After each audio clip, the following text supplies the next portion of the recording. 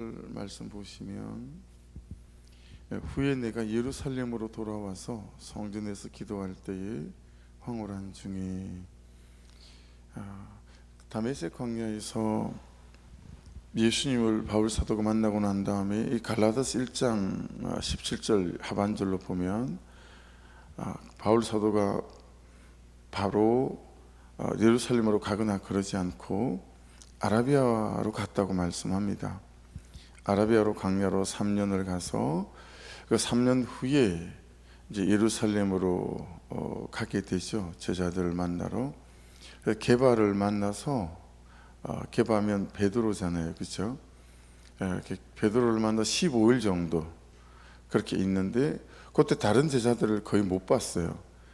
베드로 보고 그 다음에 야고보 보고 그렇게 보고 난 다음에 이제 사역들을 이제 시작하게 되어지는데 그때가 첫 번째 방문이에요. 첫 번째 방문. 그 후에 내가 예루살렘으로 돌아와서 그렇게 말씀하는 겁니다. 그래서 기도할 때 황홀한 중에 여러분 한번 생각해 보세요. 예수님을 만나긴 만났고 그리고 또 3년 동안 그분과 깊이 있게 교제하는 시간과 공간을 가지고 근데 어때요? 예루살렘에 돌아오긴 했지만 아무도 그를 반겨주지 않아요. 생각해 보세요. 이제 뒤에 이제 지금 오늘 그 내용이 나오지만 제자들이나 예수 그리스도를 믿는 사람들도 반신반의하는 거예요. 야, 저게 스데반 집사님을 죽일 때 같이 죽였던 사람이고 그리고 예수 믿는 사람들을 잡아 죽이겠다고 그렇게 혈안이 되어져서 온 동네, 온 도시, 온 나라를 뛰어다니던 그런 사람인데 그가 예수를 만났다고? 여러분 공포심이나 두려움이 있지 않겠어요? 그렇죠? 근데 더 큰 원수도 지금 누가 됐죠? 이 유대인들이었어요. 유대인들이었어요. 그리고 헬라파 유대인들도 마찬가지였었어요. 아니 저게 산헤드린 공의 의원까지 하던 저게 예수를 믿는다고? 이제 이러면서 여러분 아무도 반겨주는 사람이 없는 거예요. 아무도. 그러니까 바울 사도는 어디에다가 마음 둘 곳이 없는 사람이 돼버렸어요. 누구 하나 웰컴 하지 않는 거예요. 근데 그럴 때 바울 사도가 어떻게 했냐면 성전에서 기도했다. 여러분 황홀한 중에 여기에 우리가 많이 집중하는데요, 그러지 말고 성전에서 기도할 때 그가 그럴 때 주님을 구하고 찾았다 라고 하는 부분, 이 단순해 보이지만 이 단순해 보이는 부분 안에 참 순종하기가 쉽지 않고 그리고 다른 일을 다 차치하고 여기에 하나님 그분 앞에 머물고 나가는 일에 우리의 중심을 드리는 일들이 참 이게 간단치 않다 라고 하는 거죠. 그리고 그렇게 주님을 구하고 어떡하지요? 하나님 저 마음 둘 곳이 하나가 없네요. 아무도 저를 반기지 않아요. 전 어떻게 해야 되죠? 여러분 라고 물었던 것 같죠? 왜냐하면 그 뒤에 주께서 대답하시는 것들을 보면 그가 그렇게 물었던 것 같아요. 저 어떻게 해야 되는 거죠? 어디에 있어야 되는 거예요? 하나님 저를 부르시긴 불러주셨는데 저 이제 어떻게 살아야 되는 거죠? 라고 그가 기도했다라고 하는 것들을 알 수 있어요. 그리고 황홀한 중에 거기에 대해 하나님께서 참 하나님의 방법으로 그에게 말씀하셨다라고 하는 것을 깨달을 수 있습니다. 그렇죠? 18절 보십시오. 봄에 주께서 내게 말씀하시되 속히 예루살렘에서 나가라. 그들은 내가 내게 대하여 증언하는 말을 듣지 아니하리라 하시거늘. 그러니까 여러분 다시 한번 말씀드릴게요. 17절에 성전에서 기도하는 일 없이는 18절이 없어요. 그러니까 이 부분이 참 중요해요. 그래서 여러분 사도행전 한 9장 여기에서부터 당장 어떻게 해요? 이제 유대인들이 바울 사도를 죽이려고 하고요. 한 40명씩 특공대를 만들어서 암살하려고 하고요. 평생에 바울 사도를 죽이려고 하는 사람들, 그리고 실제로 죽이기도 하죠. 돌을 들어서 때려 죽였어요. 죽은 줄 알고 성전 밖에다가 성 바깥으로 내쳤는데 살아났을 뿐이지 그들은 죽은 줄 알고 성 밖으로 내쳤어요. 그러니까 실제로 죽기도 했었어요. 그러니까 일생에 이런 암살의 위험, 이걸 달고 살았던 사람이 이제 바울 사도니까 참 날마다 죽노라. 그렇죠? 그런 면에서 나는 2시간마다 우리는 죽노라. 뭐는 그런 고백하는 것처럼 손만 뒤집으면 내가 날마다 참 그죠? 말씀 안에서 살아있지 않으면 안 되는 그 날마다 죽노라. 그 안에는 오늘 말씀을 보면 진짜 그거는 날마다 죽을 수밖에 없는 처지를 갖고 살았던 사람이다 라고 하는 것들을 알 수 있죠. 예. 근데 이제 말씀하세요. 속히 예루살렘에서 나가래요. 그리고 야 바울아, 네가 아무리 얘기를 해도 네가 대하여 정언하는 말을 그들이 듣지 않을 거야. 그렇게 말씀하시는 거예요. 예. 이런저런 위험이 있었지만 여러분, 바울 사도는 계속 예루살렘에 머물기를 원했던 것 같아요. 그런데 예수님께서는 너의 증거가 받아들여지지 않으니까 예루살렘을 떠나라 그렇게 말씀하십니다. 예수님께서는 바울을 뭘로 선택하셨죠? 이방인에게 주의 말씀을 전하는 그릇으로 선택하셨습니다. 그죠? 그래서 이방으로 보내서 이 복음을 전하기로. 왜냐하면 바울 사도처럼 탁월한 헬라어와 그리고 히브리어와 아람어들을 구사할 수 있는 배운 사람, 복음이 분명한 사람이 없었기 때문에 그렇게 준비시키셨던 거죠.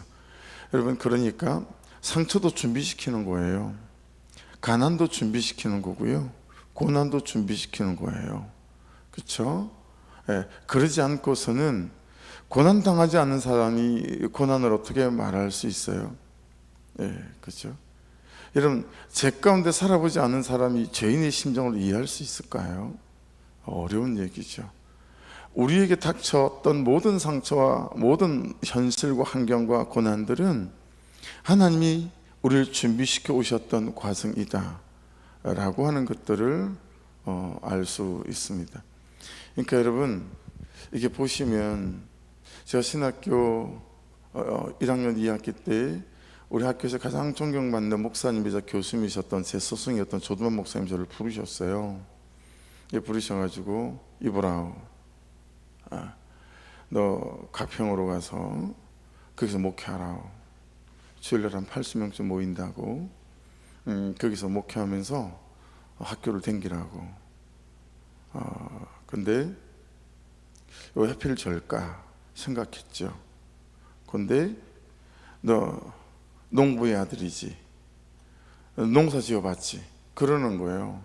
그게 기도원 옆에, 교회 옆에, 이게 이제 그때는 기도원이었어요. 주일날 예배드니까 교회이긴 하지만 3,000평 땅이 있었어요. 그러니까 신학교 들어와서 공부에 목말라 있는 자한테 공부하면서 목회하면서 3,000평 농사를 다 지으려는 거예요. 그 목사님이 이렇게 보시고 공부도 할 만하고 농사도 지을 만하고 이제 고른 놈을 찾은 거예요. 제가 탁월하고 괜찮아서 찾은 게 아니고. 예. 그러니까 여러분, 하나님께서 고른 사람을 찾는 거예요. 예. 주신 것마다 귀하게 여기고 그걸 가지고 하나님께서 나를 이렇게 준비시키는 거구나. 병을 만나도요, 하나님께서 또 이렇게 나를 준비시키셔서 병 맞는 사람, 병 맞은 사람들, 그런 사람들에게 그렇죠? 내가 그랬었어요 라고 상처가 변하여 별이 되어줬어요 라고 그들을 위로하고 그들을 주의 복음 앞으로 인도하기 위한 참 하나님 그분의 섭리와 계획임을 우리가 깨닫는다 라고 하는 거예요. 그러니까 여러분 보세요. 다 돼. 예. 믿음으로 하면, 열심히 하면 다 돼. 다 듣게 될 거야. 바울 사도가 그럴 수 있지 않았겠어요? 내가 열심히 부족한가 봐. 내가 기도가 부족한가 봐. 내가 계획이 부족한가 봐. 열심히 더 성실하면 다 듣게 될 거야. 이런 마음 없지 않았을 것 같아요. 그죠? 예. 근데 주님께서 너 열심히 해야 돼. 더 열심히 해야 돼. 너 성실해야 돼. 그러지 않으시고 속히 예루살렘에서 나가려는 거예요. 안 들을 거니까. 여러분, 이게 우리에게 주님을 향해서 없는 게 참 많죠. 열심도 좀 없고 성실함도 좀 없고 꾸준함도 좀 없고, 그렇죠? 없는 게 뭐 한두 가지겠어요? 그러니까 자기에 관련된 일들과 자기의 어떤 재정과 관련된 일들은 되게 열심히 하는 것 같아요. 아껴가면서 막 하고요. 근데 가만 보세요. 주님의 일은 한 달이 건너서 일이라고 생각하는 경향성이 우리 가운데 좀 있죠. 주님의 일은 조금 대충 내일 다 하고 난 그 다음에, 물론 이것은 이제 영지주의 영향이긴 하죠. 그노시즘, 내일과 주일을 따로 나누는, 거기서부터 근본적으로 문제이긴 하지만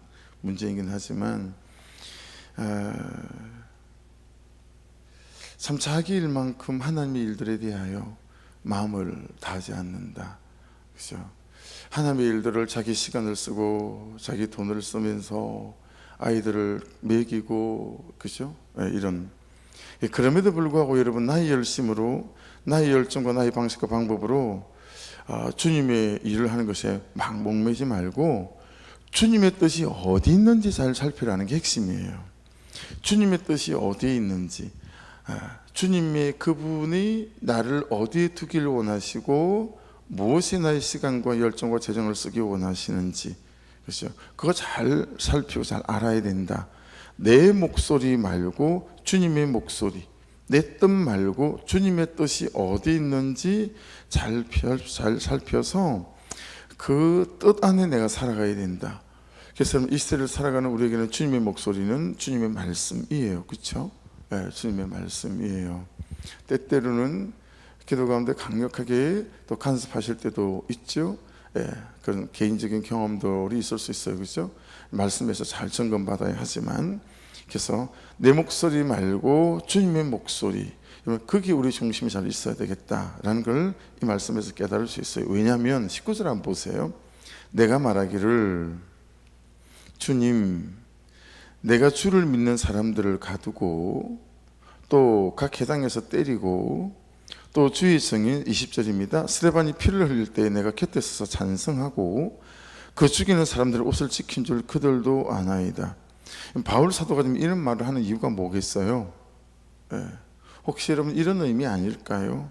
첫째는 그렇게 유대교를 위해서 충성스럽게 살았던 저를 그들이 다 알고 있는데 저들이 뭐라 그러겠습니까? 두 번째, 그러니 그렇게 유대교 목숨 걸었던 제가 이렇게 변해서 다른 삶을 사는 것을 보면 그들이 깨닫는 바가 있지 않을까요?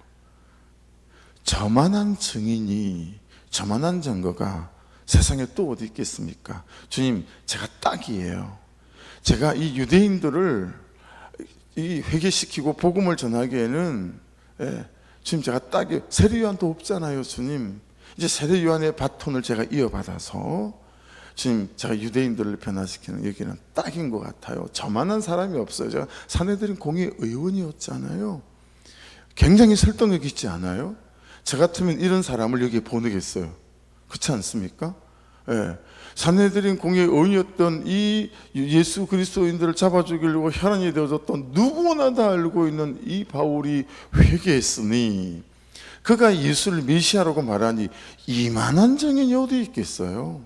그가 돌이켰다면 우리도 돌이킬 이유가 있겠다라고 충분히 생각할 수 있지 않아요? 지금 바울 사도가 그 얘기하는 거예요. 저만한 사람이 없습니다, 주님. 그 얘기한 거죠. 이랬던 내가 예수를 믿는 이유는 이랬다라고 한다면 그들이 다 들을걸요.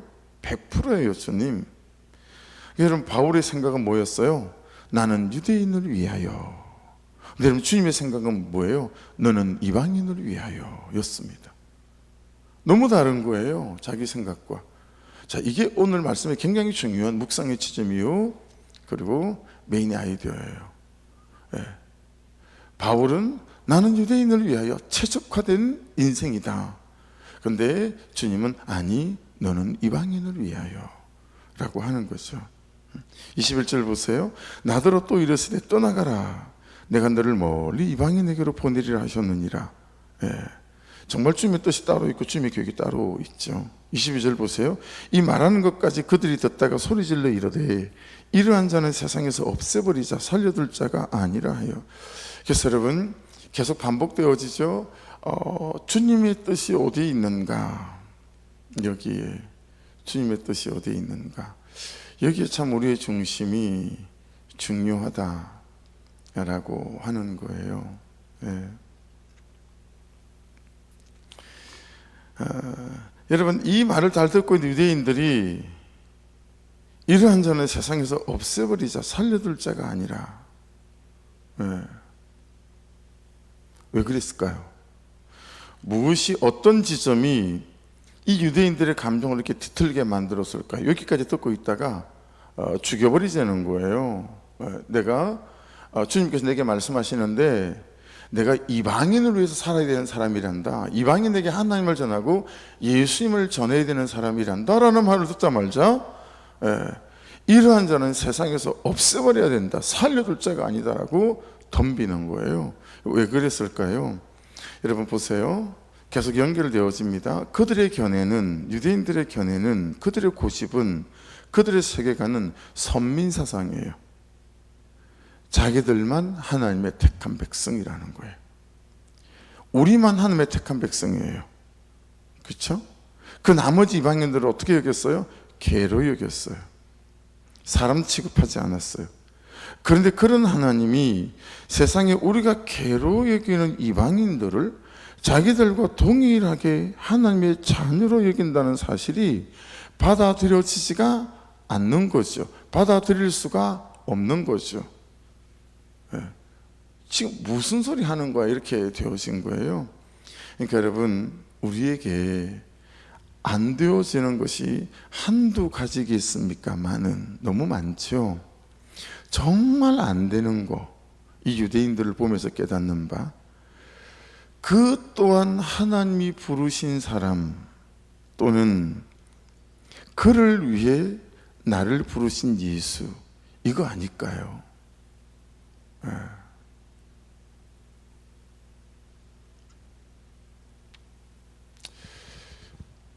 여러분, 목사라면 참 한 사람 한 사람 성도들이 너무 보석같이 생명같이 귀하고 그리 되지 않겠어요?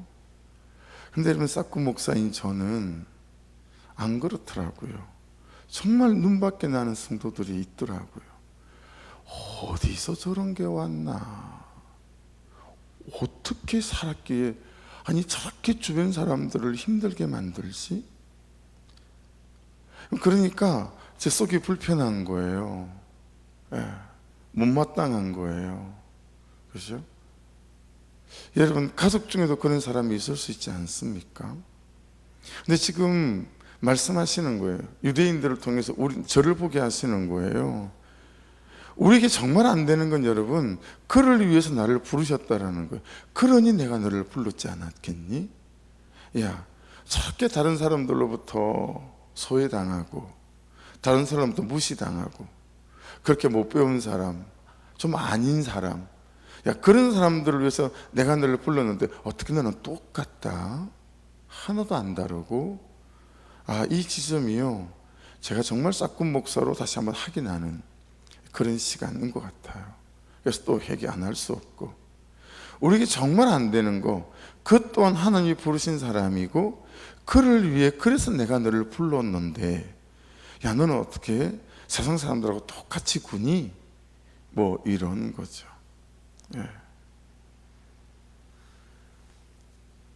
좋은 사람, 안 좋은 사람, 상종해도 되는 사람, 상종하면 안 될 인간, 괜찮은 사람, 별로인 사람.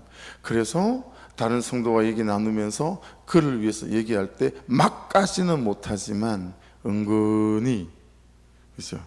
그를 살짝 양파 까듯이 시간을 두고 천천히 한 게 없이 까서 그가 몹쓸 인간이라고 넌지시 말해주고, 그렇죠? 착한 사람, 아주 못된 인간, 이런 식으로 말이죠. 근데 우리는 이런 사람을 위해서 부르심을 입은 사람들인데 편가르게 하고 옳고 그름으로 정죄하고 판단하고 비난하고. 그래서 여러분, 교회 안에 정말 그런 사람 조심하셔야 됩니다. 편가르게 하는 사람, 여러분 정말 조심하시고요. 저한테 고발하셔야 합니다. 무슨 그게 성정인 것 같아요. 그래서 너무 그는 많은 사람들을 연자맷돌을 매달아 정말 바다에 빠뜨리는 것 같은, 뭐 고발하는 말은 제가 그냥 웃자고 하는 얘기고, 여러분 정말 그런 분들을 위해서 우리가 같이 기도해야 하고요.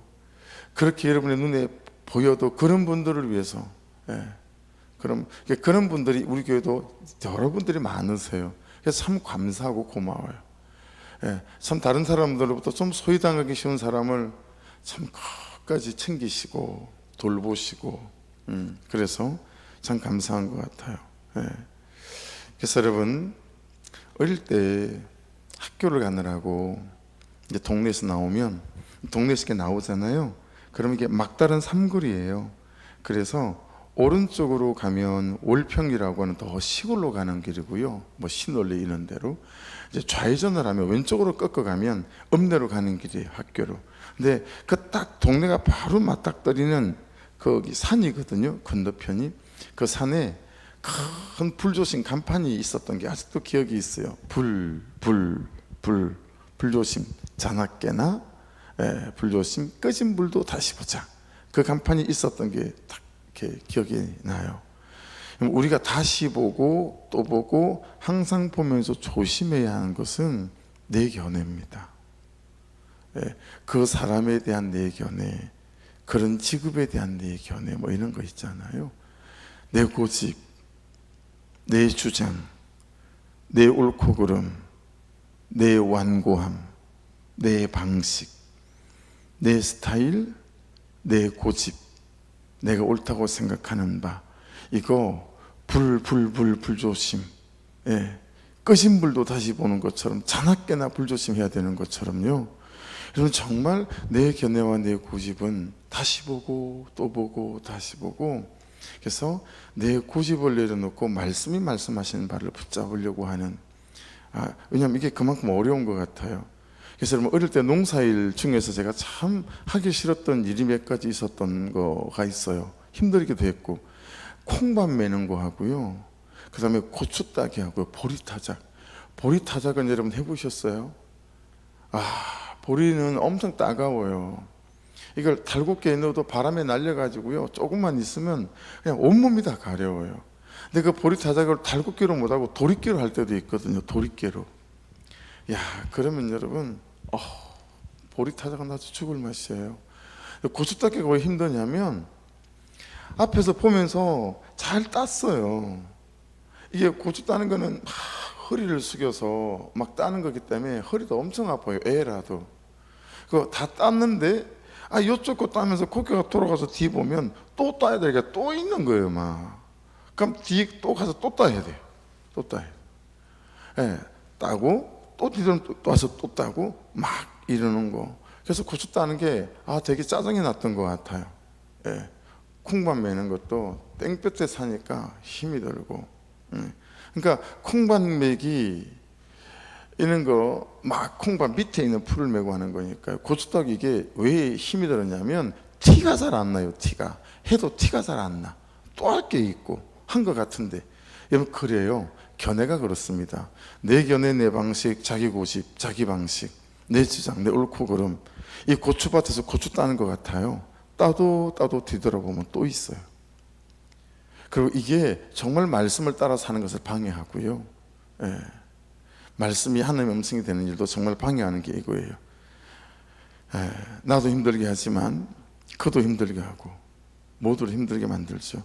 그래서 이방인에 대한 선교, 이방인도 하나님이 사랑하신다, 이런 바울의 생각과 말, 삶의 방향 용납이 안 되는 거예요. 유대인들에게는 바울을 죽여야 될 정도로 용납이 안 되는 거예요.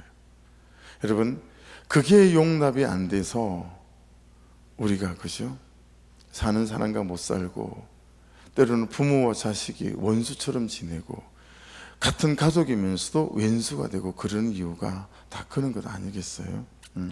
그래서 어제 이어서 계속 말씀드리지만, 사람들이 자꾸 자신의 사는 바 때문에 힘들어 하는데요, 안 그래요. 아는 바가 무서운 거예요. 자기가 딱 믿는 바, 이게 너무 무서운 거예요. 분명히 목사님 머리로 알기는 알겠는데 그렇게 사는 게 잘 안 돼요. 아니에요. 저는 그렇지 않다고 봐요. 여러분, 사는 바가 안 되는 이유는요, 믿는 바가 고장이 나 있기 때문이고요. 그리고 믿는 바가 고장이 나 있는 이유는 아는 바가 고장이 나 있기 때문이에요. 하나님이 살아계신다, 이 아는 바. 그런데 그 살아계신 하나님이 지금도 말씀대로 사는 사람에게 역사하신다, 이 믿는 바가 있다면, 여러분, 세월이 가지만 그를 향하여 주의 말씀대로, 그죠? 그에게 나아가는 것들이 우리의 고집이 될 수 있겠죠. 그런데 내 아는 바가 흔들려. 하나님이 살아계신 것 같지가 않아. 믿는 바, 그러니 하나님을 믿고 내가 그는 옳도다가 안 돼요. 그러니 여러분, 며칠 해보다가 많은 거죠. 사는 바가 오래 갈 턱이 없어요. 그가 바뀔 때까지 이 사는 바로 순종하는 삶으로 나아가기는 쉽지가 않은 거죠. 그런 면에 있어서 정말 우리 아는 바가 중요하다. 하나님은 살아계신다. 그 살아계신 하나님께서 나를 사랑하시고, 살아계시고 나를 사랑하시는 하나님, 나에게 계획이 있다. 너무 중요한 명제, 제가 붙잡는, 제가 성경에서 발견한 가장 중요한 명제라고 저는 그렇게 붙잡고 여러분에게 항상 말씀드리잖아요. 그래서 아는 자가 여러분 예수의 보혈에 씻겨지기도 하고요, 그리고 그 아는 바가 회개하기도 하고, 이런 거죠. 그렇게 되어지게 되면 오래 살아야 되니까, 아니 오래 안 살아도 괜찮은데 사는 날 동안 건강해야 되니까 내가 운동해야지, 그런 생각 많이 하시죠. 혹시 여러분 그런 생각은 해보신 적이 있으세요? 내가 전도해야 되니까, 내가 정말 말씀대로 제대로 살아야 되니까 내가 건강해야 돼. 그래서 여러분 그 이유로 운동을 하는 것과는 너무 다르잖아요. 아는 바와 믿는 바와 사는 바가 정말 하나님 안에서가 되어지잖아요. 그러면 운동을 하는 이유가 달라져요. 밥을 꼭꼭 더 씹어서, 잘 씹어서 내가 위에 무리가 안 가게끔 해야 되겠다, 이것도 이유가 달라지죠. 그럼 내 삶이 전에도 똑같은 살았던 삶인데 내 삶이 여러분 희한한 일들이 일어나요. 희한한 일들이. 23절, 떠들며 옷을 벗어 던지고 티끌을 공중에 날리니. 이건 여러분 유대인들이 이렇게 하는 이유는 뭐냐면, 이건 기필코 이루겠다는 의사표시예요. 자기들이 옷을 막 벗어 던지고 티끌을 공중에 막 날리고 하는 이거는 정말 기필코 저를 죽이고야 말겠다라고 하는, 유대인들이 자기들의 의지를 다질 때 하는 방식이 이거거든요. 그렇게 했다라는 거예요. 24절, 천부장이 바울을 영내에 데려가라 명하고 그들이 무슨 일로 그에 대하여 떠드는지 알고자 하여 채찍질하며 신문하라 한대. 여러분, 채찍질하며 신문하기 전에 뭐 해야 되죠? 먼저 물어봐야 되지 않겠어요? 근데 왜 물어보지 않았을까요? 우리는 꼭 당하고 난 다음에 물어보지 않나요? 그러지 말고 묻고 가면 좀 더 달라지지 않을까요? 묻고 가면 좀 더 달라져요. 우리가 이게 정말 습관이 안 돼 있고 배우질 않아서 말씀에 물어가는 거, 기도에 물어가는 거, 공동체에 물어가는 것까지, 여러분 정말 이거 학습돼야 되고 훈련하고 연습되어져야 돼요. 근데 여러분, 천부장이 그렇게 한 이유는 뭐냐면, 이 천부장은 헬라어밖에 할 줄을 몰라요. 아람어를 할 줄을 몰라요. 이 히브리어 방언을 2절에 보시면 이해하지 못하잖아요, 그렇죠? 그래서 물 위에 떠드는 모습들만을 쳐다보고 바울이 무슨 중죄인인 줄 알고 그렇게 한 거예요. 야, 말은 못 알아듣겠고 저들이 저렇게 난리를 피는 거 보면, 야, 이 사람한테 정말 큰 죄가 있나 보다. 야, 묶어라. 그리고 책책질하고 신문해라. 그렇게 한 거예요. 그래서 빨리 자백 받으려고 군용으로 데리고 와서 묶고 고문을 해서 자백을 받으려고 하는 거죠. 그러니까 여러분, 헬라를 몰라서 그랬다. 모르면 물어가는 게 맞습니다. 짐작으로 하지 마시고, 느낌으로 하지 마시고, 세상 사람들의 말을 듣고 하지 마시고, 경험으로 하지 마시고, 내가 훨씬 더 잘 알아, 그런 교만과 만용으로 살지 마시고 물어가시면 실패를 줄일 수 있습니다. 물어가시면 고난이 기다리지 않고 형통이 기다리시고 있을 줄 믿습니다. 27절로 넘어갈게요. 천부장이 와서 바울에게 말하되 내가 로마 시민이냐 내게 말하라 이르되 그러하다.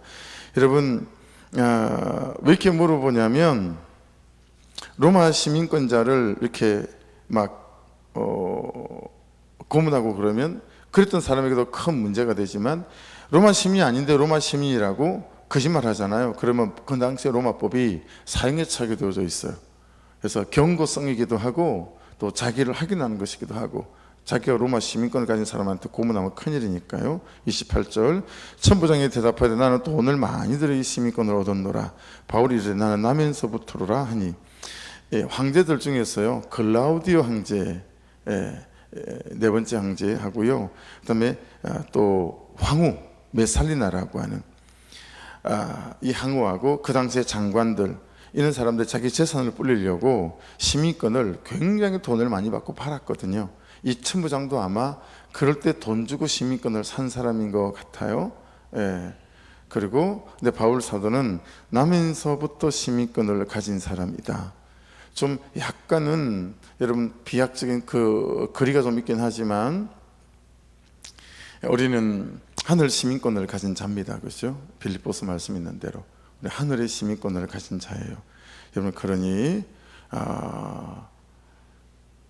나는 정말 예수 그리스도 나의 구주요, 그리고 나는 예수 그리스도 그분의 믿는 백성이요 라고 하는, 저와 여러분 이 하루도 또 하늘 시민권자를 가진 자로 여러분 말씀에 비추어서 내 견해와 내 고집과 내 주장들이 계속 말씀에 의해서 없어질 건 없어지고 씻겨질 건 씻겨지고 교정되어져서 내 뜻과 내 주장 가지고 평생을 사는 사람이 아니라 계속 말씀에 의해서 네 아는 바가 수정되고 교정되어지고, 그래서 내 견해를 던져버리고, 그래서 내 믿는 바가 달라지는 거죠. 돈이 나를 행복하게 할 거야, 이 믿는 바에서 하나님이 나를 행복하게 하실 거야, 이 믿는 바로 바뀌어서 내가 사는 바가 돈을 위해서 사는 사람이 아니라 내가 정말 하나님을 위해서 그분의 사역과 그분의 영광을 위해서 돈이 있어야 하고 필요한 사람, 그러면 목을 매는 것이 돈이 아니겠죠. 아는 바가 달라지고 믿는 바가 달라져서 사는 바가 달라지는 여러분 그런 은혜가 저와 여러분에게 있기를 주의 이름으로 축복합니다. 기도하겠습니다.